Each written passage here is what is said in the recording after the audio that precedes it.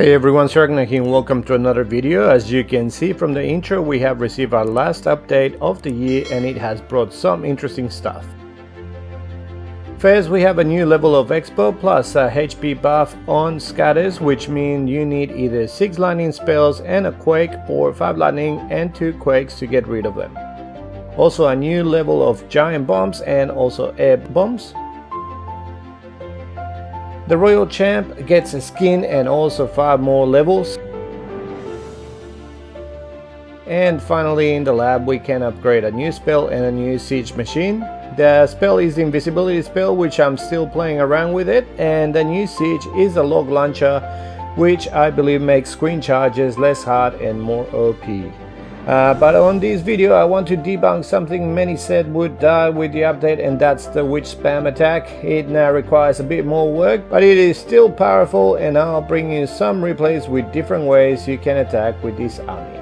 So let's go to the first attack. So first, this is my attack in the CWL, and this is just after the update happened, so I'm just using my 5 saps and 2 quakes for the scatter and to damage some of the buildings on the inside. Put the 2 super giants at 6 and another one, pack at 3, just to create a bit of a funnel. Send my wall breaker over here. The tornado trap ends up moving my wall breaker to the right, which is not something I wanted. Now the path is a little bit broken, still alright. I put my Royal Champ at around 6:30 because I knew it was going to go mortar and then it was going to be joining the troops. And now she can get rid of the other scatter in the center. The wall breaker makes it all the way to the town hall, gets rid of it. I put a jump. The good thing with this army is that you can bring now different spells as well, and there's different versions.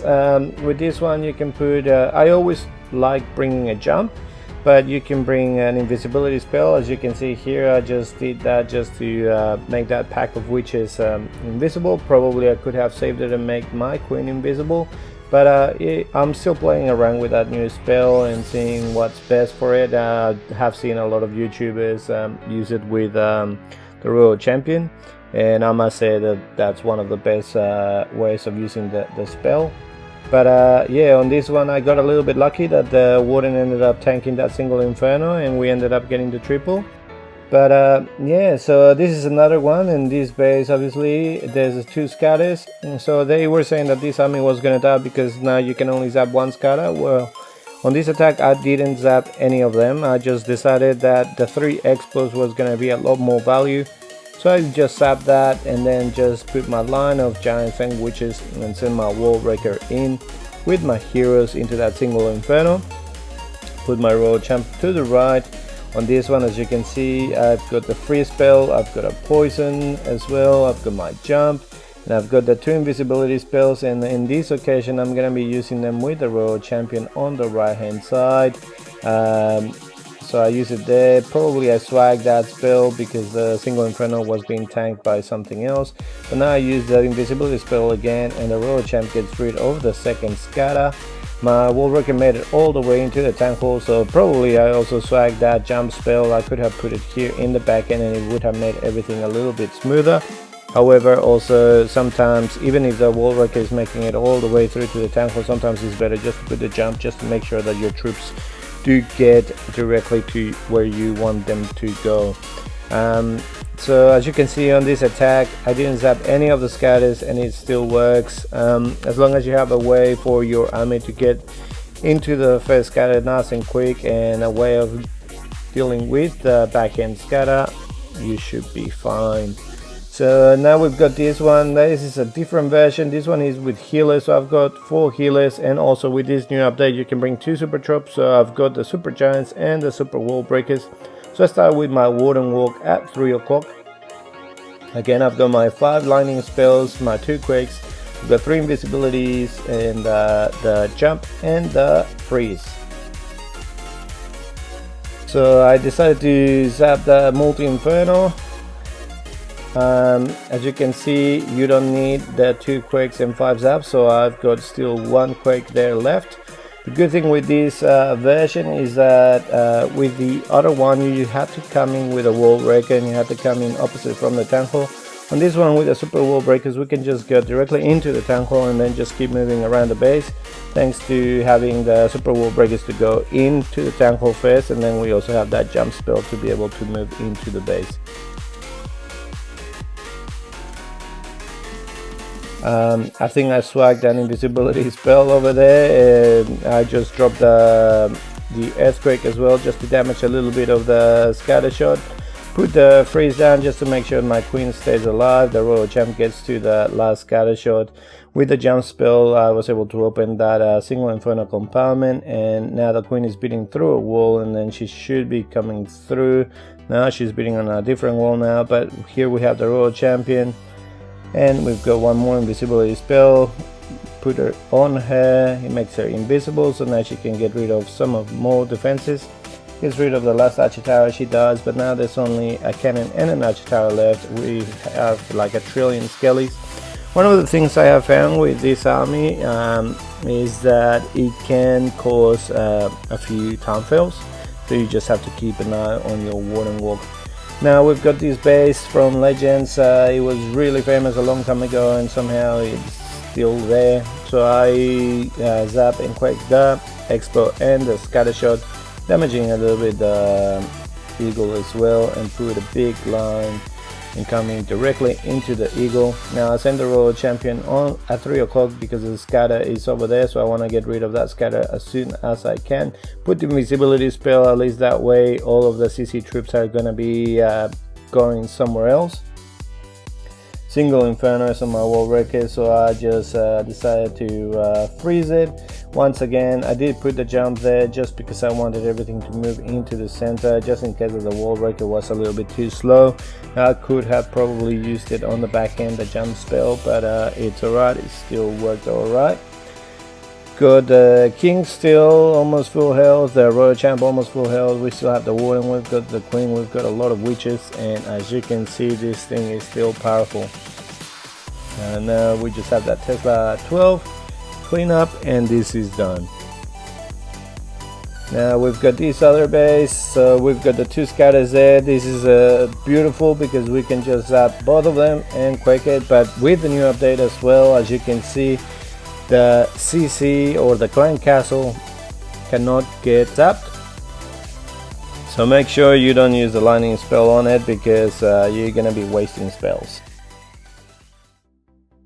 Now we put the line of witches. Now also with these jump spells and with these extra spells and everything, we can just go directly into the town hall and then just use the jump spell to keep moving around the base.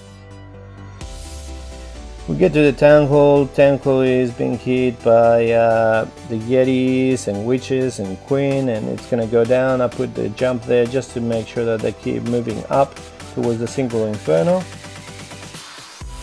We've got the king on the outside, the queen is there on the center with a few of the witches. They're going to be able to move inside. Now the queen has got the range for the eagle and the Tesla farm. And now the only thing there that can kill us is the single inferno. So we just have to go through that quickly. The single inferno attaches the queen, and I have to pop her ability. They're gonna get out of here. Now they're gonna be able to go outside, trim some of the trash buildings from 12, and then they're gonna be moving back downstairs. And we've got so many skellies, they beat through the wall. She can go in, get rid of the single and the Tesla. Now let's say you don't have invisibility spells. This is also a different version, just like in the previous one, where I didn't bring any invisibility spells. It's still similar spell style. I've got the jump, I've got a rage, I've got a freeze and a poison. I decided to sub the scatter and the expo, and then just put a line of super giants and witches. This time around also coming in opposite town hall with a wall wrecker. I tried doing this army with the new siege machine, the log launcher, and I don't think it really works, because the log launcher just keeps sending the logs and it keeps destroying all of the defenses along its path. So then it's really hard for you to have all of your troops following the long launcher. They end up splitting and going to the sides. So because of that, I do believe that for this type of army, it's a lot better to have the wall wrecker. Everything gets there to the Tankle. Tankle goes down, and yeah, send a headhunter for the heroes down there, and this is another triple. So yeah, as I said, the wall wrecker I believe way better than the log launcher, at least for this attack. Then we've got this one, which is also a very common base. So I set up that area of the scatter, just getting rid of some of the defenses, making sure I get rid of at least one expo and one scatter shot, with a few giants at 9 and some at 6, and then just send the wall breaker in directly into the Tankle. I always like using my Royal Champ for trimming. On this occasion I did bring the 3 invisibility spells, so I used the first one here just to make sure that she gets rid of the Expo and the single Inferno, and she's gonna keep going up. Once again I swag that invisibility spell. As you can see, it's got over 4 seconds of invisibility, which I think is quite a fair bit. I just need to get a little bit better at placing it here as well. If you have a lot of defenses hitting your army, you can just put the invisibility spell. It makes the bunch of your army invisible and nothing is going to be hitting it, at least for the 4 seconds. Now everything keeps moving to the last scatter, goes down. We still have the queen and the queen ability. We've got one P.E.K.K.A there left, which once the queen goes down, it decides to go outside, and then the queen decides to do something stupid and hit through a wall instead of keep walking. Now she starts getting rid of some of the garbage. There's still that single Inferno in that compartment, but that's alright. We still have her ability, so use the ability, get rid of the single Inferno, and that's another triple.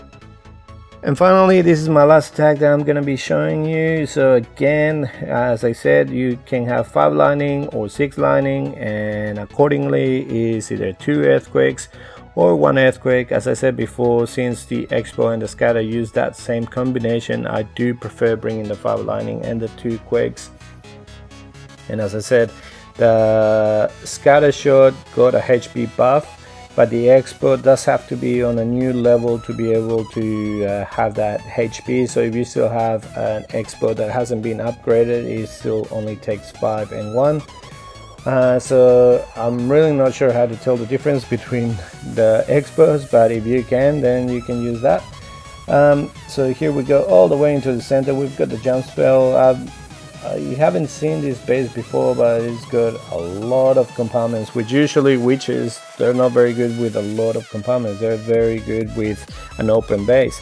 But I just wanted to show you this attack, since everything is closed and they still demolished it. They still went all through the base, then continue and finish down south, getting rid of some of the defenses down there.